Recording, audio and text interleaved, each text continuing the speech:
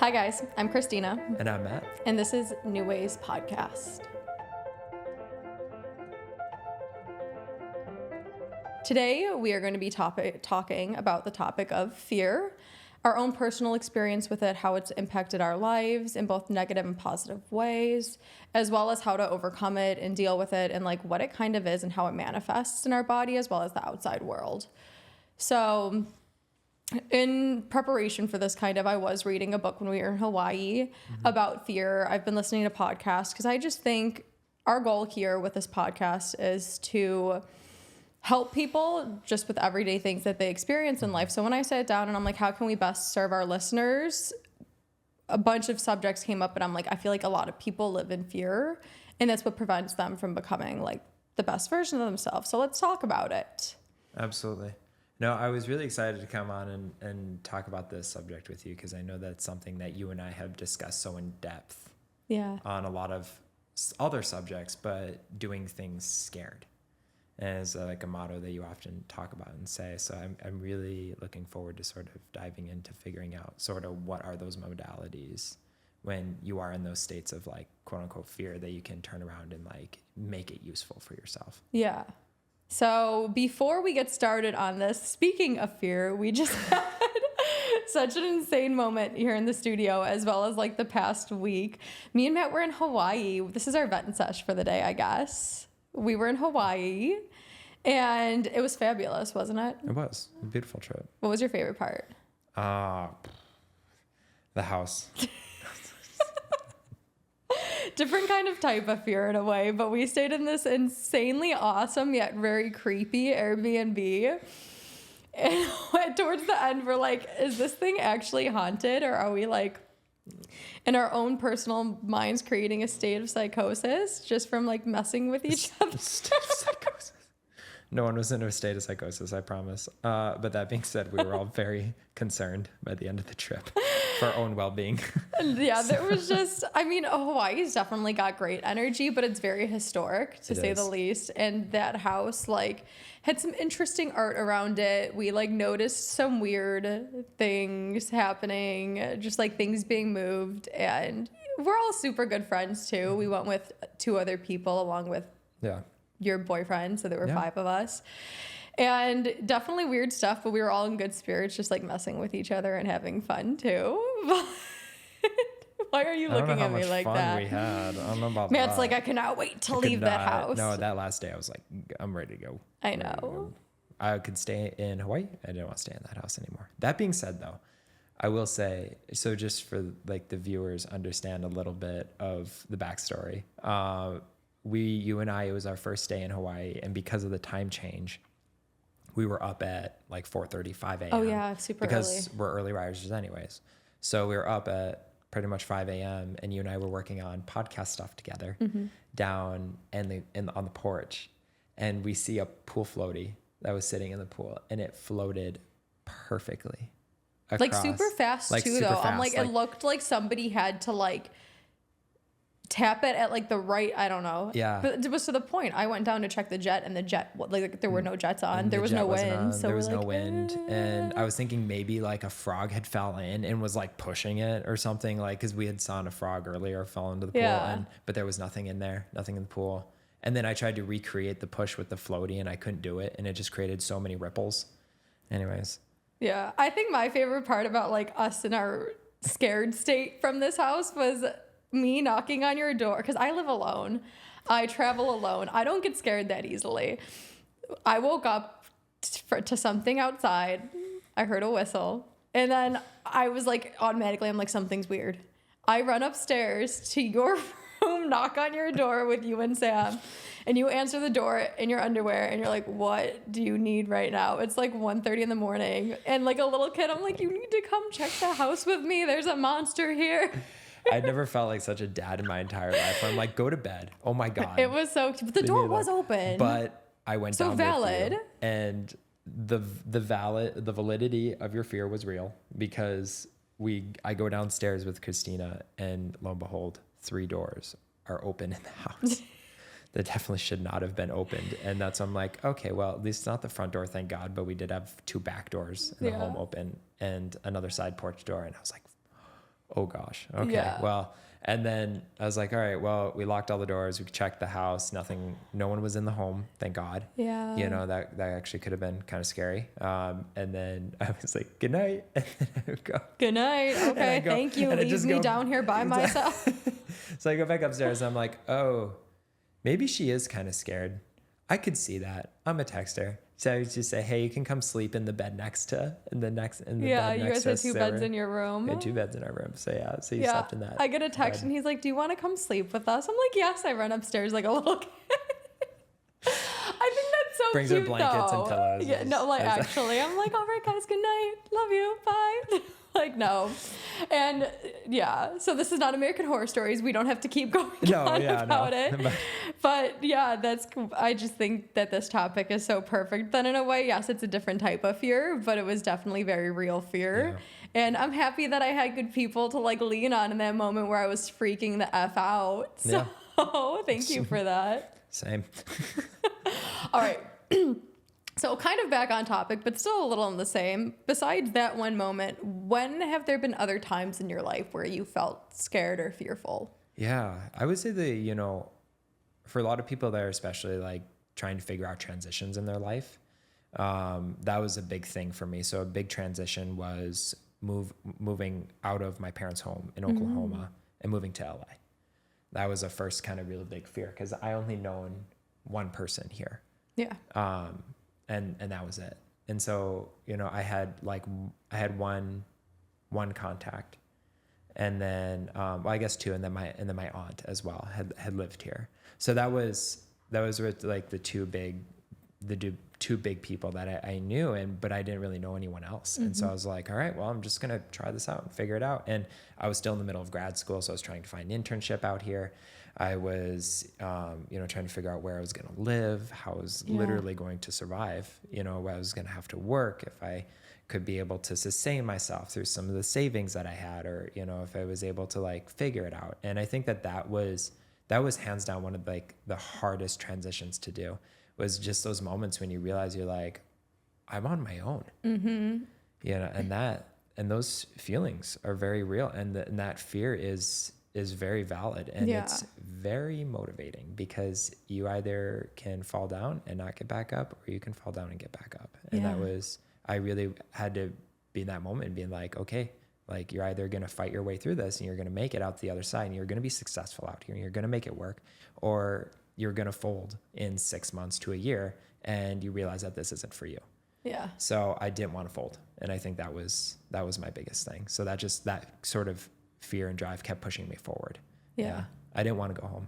I was going to say, because I always tell people, in a sense, like there's 2 types of fears, right? Like there's the fear of the thing that you're actually scared of, like going out of your comfort zone and doing this new thing. Yeah. And then there's the fear you have to live with, knowing that you're crippled by your own fear. Yeah.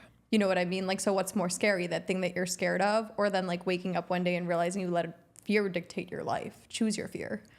And I love how, once again, though, like that's a great moment where you're like, I decided to step up to the plate and have faith in myself, faith over fear, and take that jump in order to progress in the world, even though it's scary, even though I'm worried, like, what if I fail, right? Like, what if it doesn't turn out how I want to? There's always the what ifs, but it's like, you can't bargain with it. It's either you do the thing or you don't. Mm-hmm. So if you don't mind too, can you kind of like talk me through thoughts that were going through your head in the beginning, and then finally when you were just like, I'm doing it, Yeah, I think that for me, the beginning thoughts of even before moving to LA, were just like, you're going to have to kind of figure it out.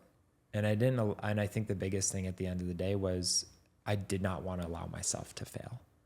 So which one do you think was a bigger fear? Fear of the unknown, or fear of failure? Fear of failure. Okay. For me. Fear of the unknown. I think the thing is with the fear of the unknown, I try not to think about too much, because if I do, then it sends me down like a spiral of like the what ifs, right? What if this happens? Like worst case scenarios. Yeah. And then you will become too calculated with your decisions, because you're always thinking of like the 10 possible worst case scenarios instead of the 10 possible best case scenarios. Mm-hmm. So for me, being able to sit there and recognize like, okay, this is what I'm going to do.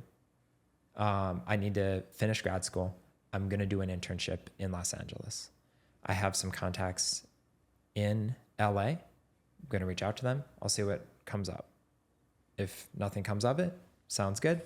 I'll figure it out. Yeah. And I think that was the thing where I just told myself I will figure it out. And even if it was borderline delusional, where any sane person would have been like, you don't have it figured out. See, but that's the thing though. And like, these are all things that I can't wait to dive deeper into, because like any sane person was like, oh no, but like, you don't need to be hanging around with people anyways who are like, think of it this negative way, think of how it's not going to work out. There are people out there, as we've realized, that are going to be like, no, you're right. You do have faith in yourself. You have the confidence and the drive. Go do it. Because that's how you learn. Like, yes, I say it all the time. I'm like, I'd rather be a little delusional because I like it over here versus like where you're living. You know what I mean? I'm like, chances are a lot of times, like you said, you weighed the pros versus the cons. You thought positively versus negatively. It is statistically proven that a lot of times we focus on worst case scenarios and they don't happen a majority of the time statistically. Like usually the worst case scenario you can think of never happens. So like, excuse me if I'm thinking positive is unrealistic. Why do you think thinking negative is realistic? That makes no sense. No, truly. So I love how the process you kind of took yourself through, because that was like insanely healthy and a great way to do it. Like, bet on yourself, have confidence, do this thing that scares you, because that's what makes doing all these other things and growth easier then. Where like there's been plenty of times in my life too where I was scared. One that frequently pops up is like, once again, my 6-year relationship. And I let fear paralyze me for a very long time in that. Like I tell you all the time, like I knew it wasn't working out in my favor. I knew that relationship was not sustainable, not the life that I wanted for myself. But I was so scared to leave because I didn't know who I was on my own. I didn't think I was going to find another relationship. I didn't think I'd be able to even like afford housing by myself. I created so many scenarios in my head that just forced me to stay. It wasn't empowering. Like I literally let fear paralyze me for so long. And then when you finally do that, like get that strength to leave and you take a deep breath and you're on the other side of it, you're like, holy shit, that wasn't actually that bad at all. You know what I mean? Like it's all the voice in our head that paralyzes it so frequently. And then there were other times too, like you were talking about when it comes to like scared to fail, like in nursing school, that stuff was hard. Like our grading scale is different compared to the regular profession. The test, like my entire grade relied on literally like 3 tests. I'll never forget like my first nursing school exam. I was good in college, so I was like, I don't gotta study, I'm good, like I got this. I literally got like a 40% on it. And that was a third of my grade. Safe to say you did not pass it? Or you did I passed that class, but that test there, no, oh my God. Because I think you needed, it's been a while now since I've been in school, but I think to pass that test, like that class in general, you needed minimally like an 83% in the class. And that 43% I got on that exam was a third of my grade. Oof. So right from the get-go, I was like, huh? My stomach dropped, my heart started racing, and I'm like, I'm screwed. I'm not meant to be a nurse. This isn't going to work out. I can't do this. This is too hard. And thankfully, I did have people in my life who are like, I mean, what are your other options? This is what you want, right? Are you going to give up? Or you have 2 other tests? Or are you going to try to give it your all? What did people actually tell you? Like who spoke to you about because you're in that moment, right? You got a 40%. You realize that's a 30-year grade. I know that so many of our listeners and stuff are still in college, and that's a huge thing. They're like, my entire existence rides on whether or not I get good grades in these classes, or whether or not, I'm going to get this degree, or whether or not I'm going to be able to make it to the next class if I don't do this. Yeah. So like, what are some things that people kind of helped you with those words of encouragement? What were some things that were shared? So what I feel blessed about too is like in my nursing group, there were so many great people. And a lot of times when you're doing things too that are true to you, you're going to find people who are in the same boat. And I had somebody who was in like my gen eds before that, so knew me, and she's like, Christina, like, I know you, like, you're a very motivated person. You can do this. Like, don't just, because especially in college, you have like 1 or 2 weeks to drop the course, so you don't have to pay for it. I'm like, do I just drop it? And she's like, is that really what you want to do though? Like, do you think that you can study and be a nurse. Like, you must have thought that you could, or else you wouldn't be in this program. And I'm like, yeah, you're right. So she's like, so why aren't you going to give it your all? Like, why aren't you going to try? You should bet on yourself because you're smart. Mm-hmm. And I'm like, you're right. And then that's another case scenario too, where I guess fear of failure worked in my favor too. Like you said, like, choose your type of fear. I was like, I'm not giving up on myself that easily. I'm not failing in this. Are you kidding me? Yeah. So I think that helps me a lot, is like having a good support system and like knowing that I actually am able to do it. That's why I'm so big on like positive, encouraging thoughts, is because when you come from an area of power versus like weakness, it usually pushes you to go forward. And I think also a big one was realizing that like there were other people in the class who didn't do that well either. And like they were scared too, but they're still pushing forward. Like, fear is not just specific to one person. Yes, the situation might be, but everybody experiences it. Like, you're not alone. Like, this debilitating thing that you're feeling doesn't have to dictate your life, because other people have had the same feeling in a sense and have pushed through it too and came out stronger on the other side. Let me ask you this. I feel like a lot of people like to bargain with fear. How do you think people can get out of the bargaining stage and actually start working towards something that's good for them? Because like, there is never a right time. I hear this so many times. Everyone's like, when I feel better, when the economy's in a better state, when the world gets better. And it's like, there's no waiting for, you get better by doing the things. No, that is, wow. Okay. Yeah, no, I immediately, cause I think about back to only my personal experience when I was working in residential as an associate therapist. And then I left to go start my own behavioral health, company. And I remember telling you, like, my first week of January or my second week of January, when I left that company, I literally had a panic attack. Cause I was like, I have no clients lined up. I have no one. I don't know what I'm going to do.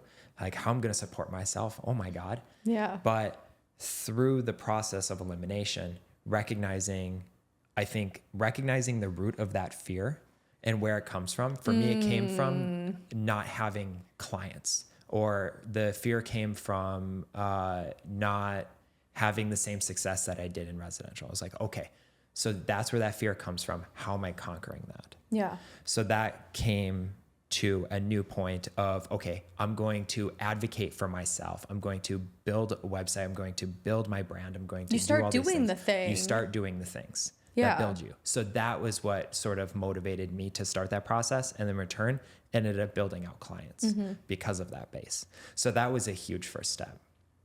I also tell people oftentimes, when you were asking earlier, like, when is the right time? There is no right time. Yeah.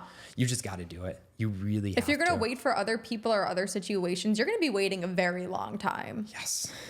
Completely. You will. I say it all the time in regards to like my traveling and stuff like that. Everyone's like, why do you travel alone? I'm like, because if I wait for other people to do things that I want to do, it very well might never happen. Yep.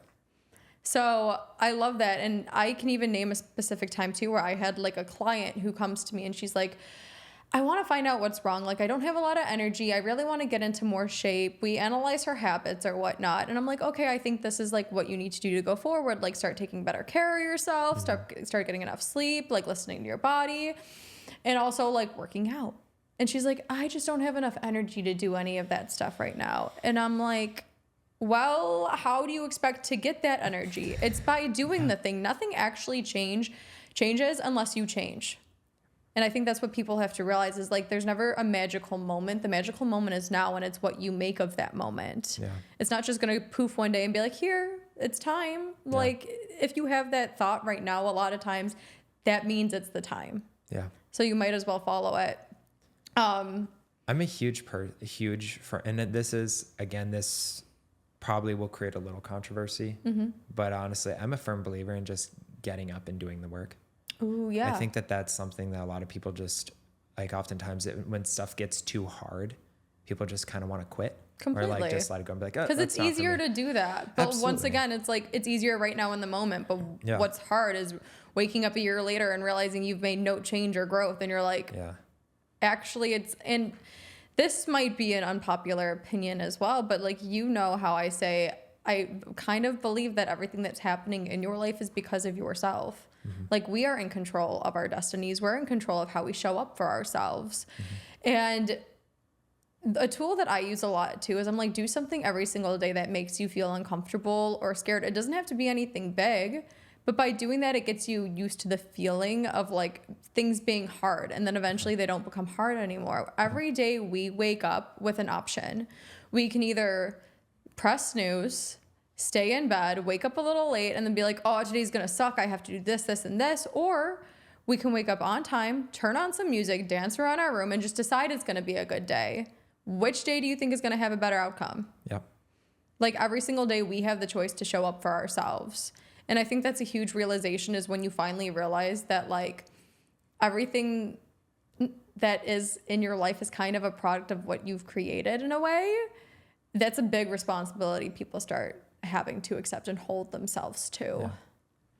I think it's such a massive thing that you spoke on. Also, I immediately just thought of a joke in my head when you What's said the joke? that. No, I was just like, go skydiving twice a week. You know, it's just like you have to like get the adrenaline pumping in some way, like get yourself motivated. And even if it's not, say, like thrill seeking, even if it's just spending time with yourself and going on that hike, or if you, like, some people have an honest fear of just sitting with their own thoughts.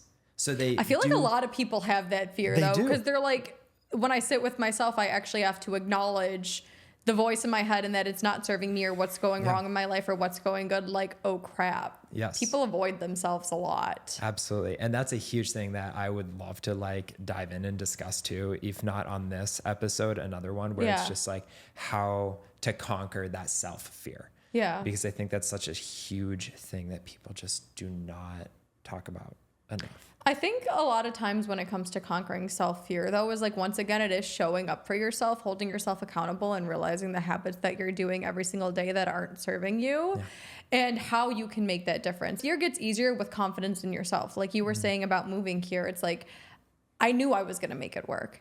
And how do you get confidence? By staying consistent with those little things every single day, by doing the things that scare you every day. Yep. That's why it's like, if you start small, just realizing like, I can overcome this tiny little fear. Say it's like, because there are so many different fears. Like, people are scared a lot of times of like, they have money, but they don't want to spend it. Like, go spend a little bit of money on yourself that you normally wouldn't. Get out of that comfort zone. Like, a lot of people are scared to talk to a stranger on the street. Just say hi to somebody passing that day and see what it does. Because from you doing that, you're like, oh, I can actually do this and I'm okay. And then it brings you to the next level. Then like, oh, I can spend more money on this little thing. I can actually maybe create this business and spend money on it. Cause like, it didn't make or break me right now. I talked to that stranger on the street. Maybe I can now talk to like, have a conversation with somebody random, or like talk to a group, and next thing you know, you're on stage talking to people. Yeah. It's with consistency comes confidence. And when you have confidence in yourself, the fear does not seem as scary anymore. I love that. Yeah. No, it's so important. Oh my God, to the end of. So what other ways do you think, besides like little consistent things, do you think people can do to get rid of like the fear? I mean, one thing that I say a lot too is like, transform the fear into something else. Transform the fear either like into faith, which means like, I got me, or this higher power has me. Or you want to know what's funny is a lot of times fear has the same physical manifestation as like excitement. Yeah. You know what I mean? Because a lot of times when you're trying to do something that's scary, it's something you want to do too. So like your heart starts racing and you start to get like jittery and like your mind's racing a little bit. But if you start actually just telling your body, I'm excited, I'm excited, I'm excited, you can kind of trick yourself into not being scared and being like, I'm doing this because I want to. Yeah. Instead of like, oh shit, I'm freaking out. Yeah, no, absolutely. I will say on the flip side of that one, where you kind of go in and you really sort like kind of get yourself in that mindset of, okay, like I'm scared, but I'm also excited I can do this. There's also the side of it too, that's I'm scared and I have these real concerns. I'm going to validate them. Yeah. And like, that's such an important thing too, because oftentimes in the world of therapy, I will tell people, I'll be like, listen, those fears are valid. The things you're going through are completely valid. Those thoughts of like the 10 worst case scenarios, those are valid.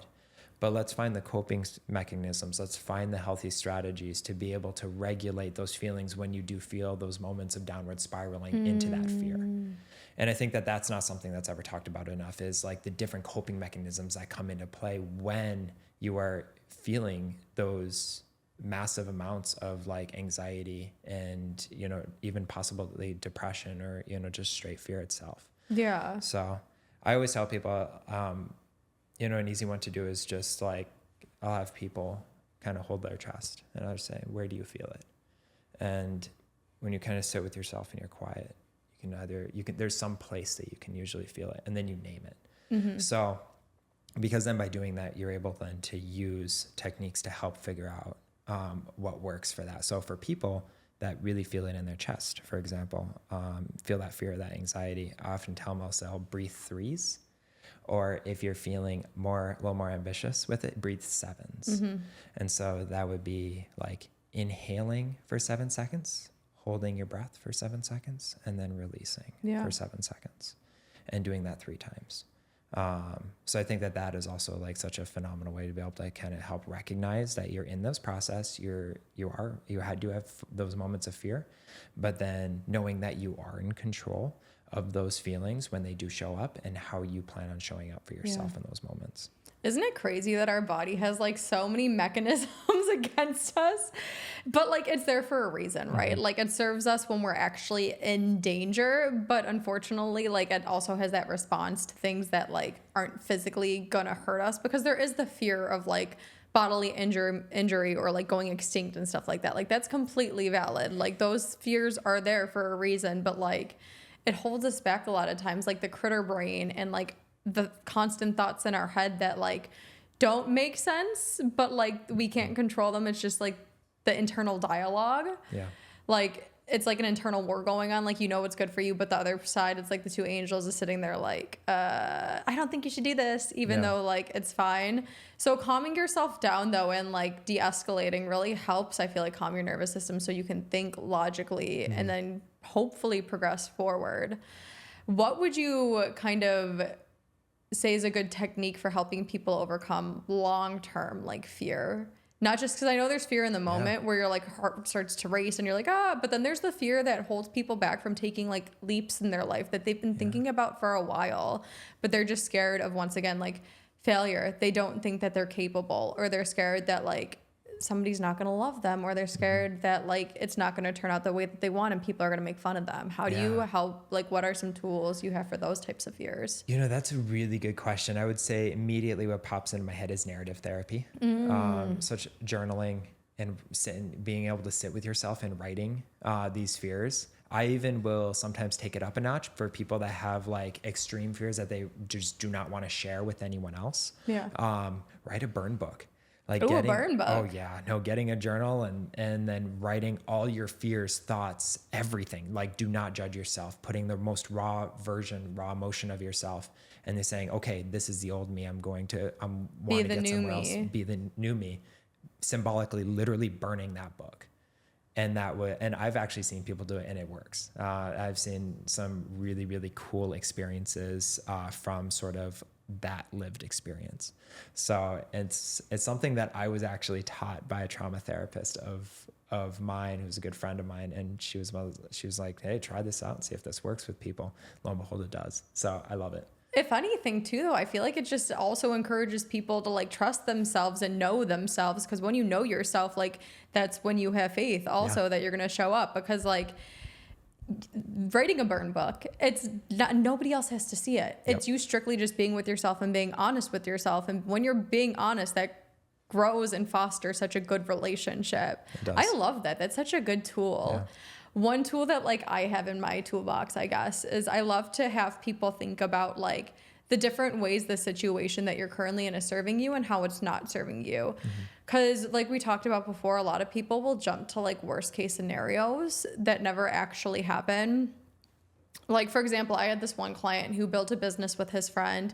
It was doing fairly well, but he just didn't feel like he was expanding anymore. He was like, I want to like step away from the business a little bit, but I'm scared that this and this and this is going to happen. I'm like, okay, so what are you scared of? He automatically jumps to like, my friend's going to hate me. He's going to like not want to be friends anymore. I leave and the business is going to crumble. And I'm like, okay, calm down. Then we think, I'm like, how long has it been going? How good of a relationship do you have with your friend?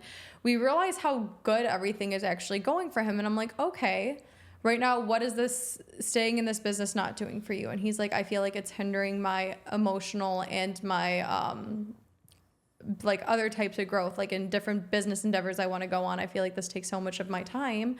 I can't do it anymore. He's like, it's exhausting. We've built it. I'm okay. And then he went on to say too that I'm like, so what is this business giving to you right now? Mm-hmm. And he's like, oh, I realize that the business right now gives me a sense of belonging. It gives me a sense of like structure and stability. And then when we actually de-escalated and talked through it, he's like, oh shit, like I'm not scared to leave because I think it's going to fail. I'm scared to leave because if I leave, I lose that sense of belonging and stability. Mm-hmm. So like his reason for staying wasn't even like the real reason. His subconscious was fooling him. But when he realized that, he's like, you know what, I'm going to be okay. Because now I realize I can go do other things on my own. So he like talked to his friend, and his friend's like, yo, I'm surprised you waited this long anyways. Like I knew you were 1 foot in, 1 foot out. I was scared to ask you if you wanted to leave. And then just from right off there, having those realizations, like talking through the different scenarios, it helped him so much. Yeah. Subconsciously, we hide a lot of why we're not doing something, especially like my health coaching too. I don't want to say it's proven, but there's certain studies that say if somebody was like kind of abused when they were younger or like catcalled a lot of times, it's harder for them to lose weight because their subconscious says, if I lose this weight, I'm going to be put in an uncomfortable situation again. So that's why it's hard for them. But people don't realize it until they go back to their past and realize, why can't I move forward? What is this doing for me? What is it not? Where is it stemming from? Truly. Also, too, just like being able to, like you said, having someone to talk to that's kind of third partied, whether that be a life coach or a therapist or, someone that has some sort of health background, possibly, even in the spiritual world, it's also great too. So I think that is such an important thing also too, is just being able to literally sit with someone and just say, hey, this is what's going on. This is what I'm fearful of. This is what I think is going to happen. And through literally talking to you about it, because you were a third party and you didn't have an opinion, you were able to see a completely different perspective, which then in return to him gave him a sense of identity with how he was feeling in those moments. And I think that is also, that's something that's so huge. People just like, oh, no one's going to want to hear me talk about this, or no one's going to be able to really help me because no one will ever understand what I'm going through. Yeah. Believe it or not, a majority of people will have some sort of understanding of what you're dealing with in those moments. And so I think that is also something that's really important too, is just like not having the fear of reaching out to people and being brave in those spaces to share your true absolute thoughts. Cause I think that also is something that is super helpful and just compounding just the best version of yourself. Completely. And what I loved about that too was like the next week when he came to me and he's like, my friend was scared to ask me if I was doing okay. I'm like, so you guys both were scared, in other words? And I love that we talked through it too. And just like seeing that light bulb go off in his head was so great, because once again, we talk about like the internal dialogue and like the critter brain and how it's always like trying to keep us safe. So it creates these worst case scenarios in our head, and we can't think logically or actually realize like how good we have it right now or how kind of bad we've been making it on ourselves. And I do love how you brought up like the aspect of community and finding people that are going to support you. Cause let me know if you can relate to this. It's weird how when you actually start making fear your friend, how a lot of the people that you hang around with who still haven't conquered their fears try to kind of bring you down. Yeah. Have you noticed that a little bit? Oh, absolutely. Yeah. Because I think it's just like a lot of it comes from those people's insecurities. And those insecurities then sort of are placed on you because you, in a way, conquered those insecurities. So, I mean, oftentimes people just ask me like, how are you doing X? How are you like running a small business in Los Angeles in this day and age, right? Like it's hard, right? There's days where it gets difficult, but every job gets difficult. Everything has its ups and downs. But I think the thing is that people often will like, I see it a lot from almost kind of, I don't know how I want to word this, but I almost kind of see a little bit from a jealousy perspective. And I think that is something also too, is that where I have people that just sort of like really sort of base those insecurities and throw them on you and say, well, you fixed yours, so now fix mine. In a way, I deal with that a lot. That's kind of like a weird one. I see that completely, because it's unfortunately like people do want a lot in their life. And I feel like when they aren't holding themselves accountable, like it's easier to blame other people for like their own suffering, or say that like they haven't had an extra like boost, or like they're just different. It's easy. I noticed one thing that I had with a lot of my clients is because when you start to get confidence in yourself and start overcoming your fears, you walk differently, you talk differently, you are like radiate differently.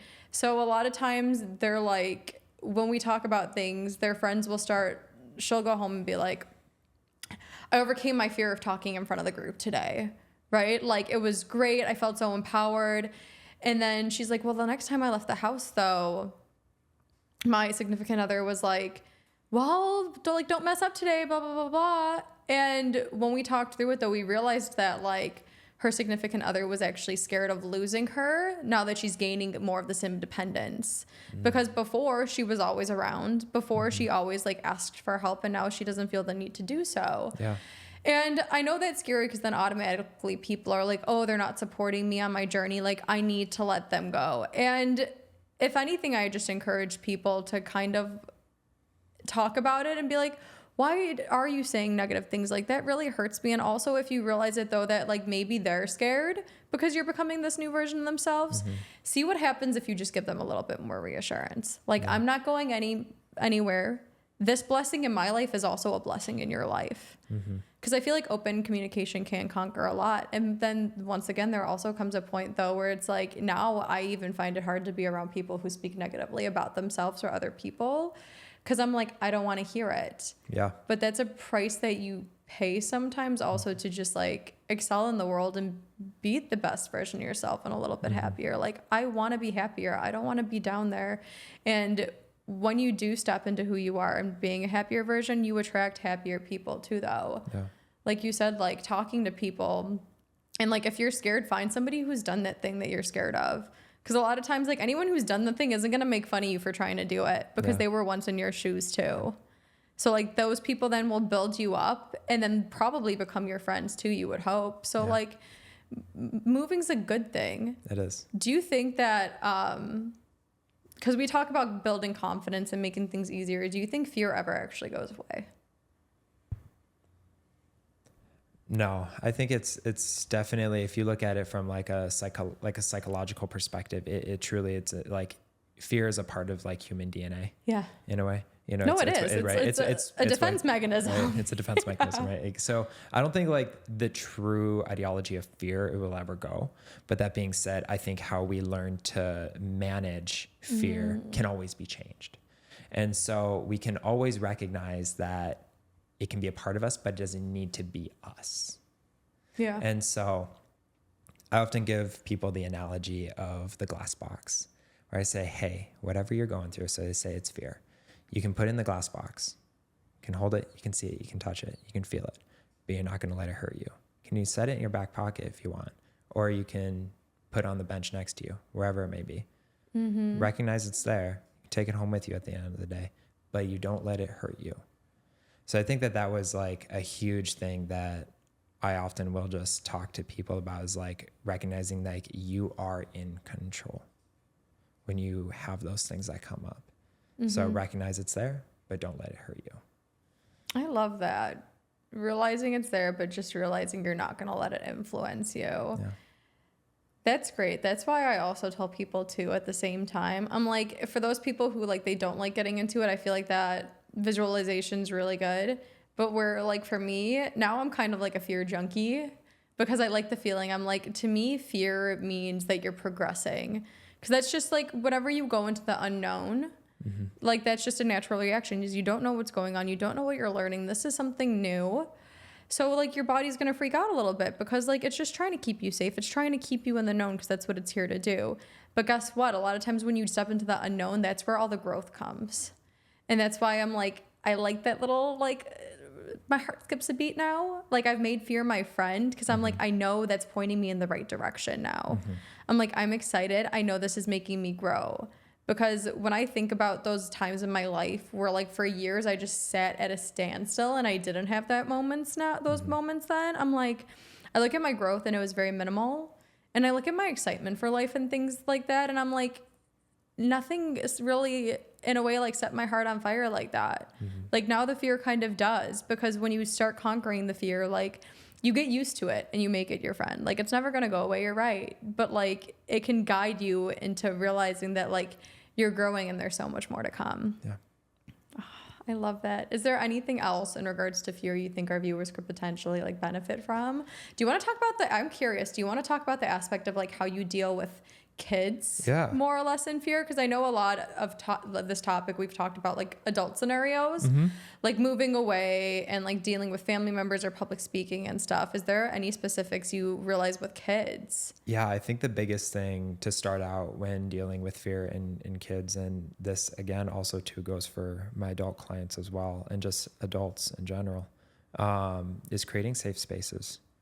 Creating safe environments, literally just being able to sit and then process what you're feeling and finding forms of expression that we can use to help sort of regulate those things. So for example, the burn book. It's a great way for adults. I don't think that's a great one for kids, but for adults, it's a great thing to do, right? But for my kiddos, it's great to sit with a blank notepad and be able to maybe write 1 or 2 sentences about what that fear means to them. Or maybe it's actually sitting with a blank canvas and it's a pack of Crayola markers and you're sitting there and you scribble out, all the colors that are associated with those feelings of fear.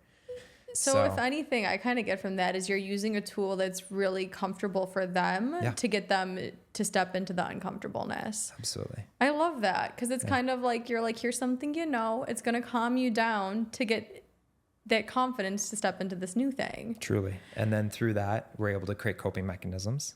Yeah. And then through that, we're empowering. And then through the empowerment, we're creating a baseline, right? Which is like the confidence portion. And that's where it's just sits down and be like, okay, I'm not fearful of this anymore. Yeah.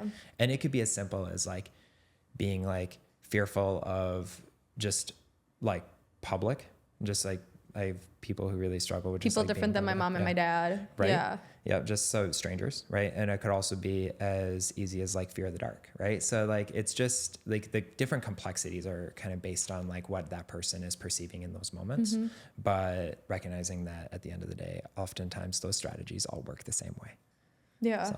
So I kind of just want to ask one more question in regards to that then, I guess. And I feel like this is a basic question in ways, but would you encourage parents to let their kids do scary things? Things that scare them? Because I know a lot of times too, like we've seen it where kids will run up to their parents being like, I'm scared. I don't know if I can do this. And a lot of times the parents are like, no, it's okay. You're fine. You don't have to.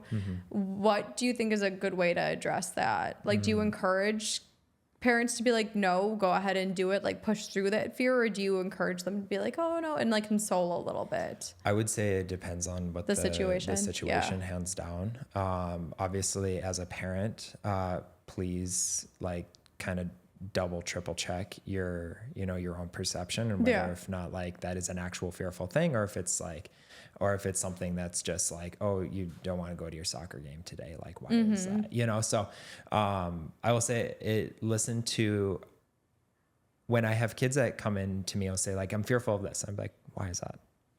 Well, this happened. Be curious. Don't just like shut them down. Be curious as heck. Please, like that is the best thing you can possibly do, because kids want to know that you're curious. Because kids are curious. Yeah. And so being able to sit there and just say, well, why are you feeling this way? Like, can I ask you, like, what sort of thoughts came up in regards to this emotion? Like, you're fearful of going to your soccer game. Okay, did something happen at practice the day before, or was it something more related to maybe the team, or is it your just like personal skills? Right. So like through that, you can kind of figure out, what sort of those situations can be, and then you can kind of help sort of create the support that's needed from those feelings. So yeah, I mean, if anything, then too, you're just by you talking them through it also is like you're helping understand your child more and what they need and where this is stemming from. But then you're also teaching them to calm themselves down and like think logically and not letting that little voice in their head run wild like so many of us do. And thank you for sharing that. I think it's so important too, because as much as like we focus on adults right now, because like me and you are both adults, we want to help people right now in their current state. Like our kids are our future, and we have to be very conscious of how we're going about raising them. Yeah. And Go ahead. No. Oh no, I was going to say, like, be an active parent. Don't be a reactive parent. That's a huge, huge thing. So oftentimes, because kids are reactive, right? And so, like, we're going to find ways to like there are going to be times when kids definitely get under our skin and say and do things. But if we're active parents and we're sitting there and saying, hey, like, I understand that this is how you're feeling, but this is how we're going to have to do it, you know, or if this is how you're feeling, let's find ways to make this work, rather than if they're reactive, I'm going to be reactive as well. So then it teaches them, because then that teaches them to become, because kids essentially are just like mirrors of their environment and what they're seeing. Yeah, absolutely. Yeah. So, I mean, and then it teaches them like, oh, I can be reactive when I'm fearful. Yeah. And we shouldn't be reactive, right? We got to learn to find ways to just create like those active, you know, processes. Yeah. So. I love that, because like just ending on this note is kind of, I just went through our entire podcast of how we talked about like how to use like positive thinking, how to self-regulate yourself. And like, I can just envision people doing this in their own lives. And then it just, once again, it's a chain reaction where when you do the work on yourself, then you can help other people do it. And it then goes into further generations to help people in the future. Yeah. So I love that. On that note, I kind of just want to like end with choose your fear, because that kind of seems like the topic of our conversation. Yeah. Either choose the thing that you're scared of, the fear, and face it, or choose the fear of living with not doing what you want to do and living with regret the rest of your life in a way, right? Like, it's choose your fear. Yeah, truly. And I think that that's, at the end of the day, just make sure that you stay true to you. Yeah. And that, you know, recognize that fear does not control you, that you are able to find healthy ways, and through hopefully talking about some of the things that we discussed today, that you're able to really sort of conquer a lot of those things that are going on internally and push forward and find better things. Yeah, definitely. Well, thank you so much for this amazing conversation. Yeah, absolutely. And thank you guys for listening. Right. Until next time, love you. Love you too. Thank you.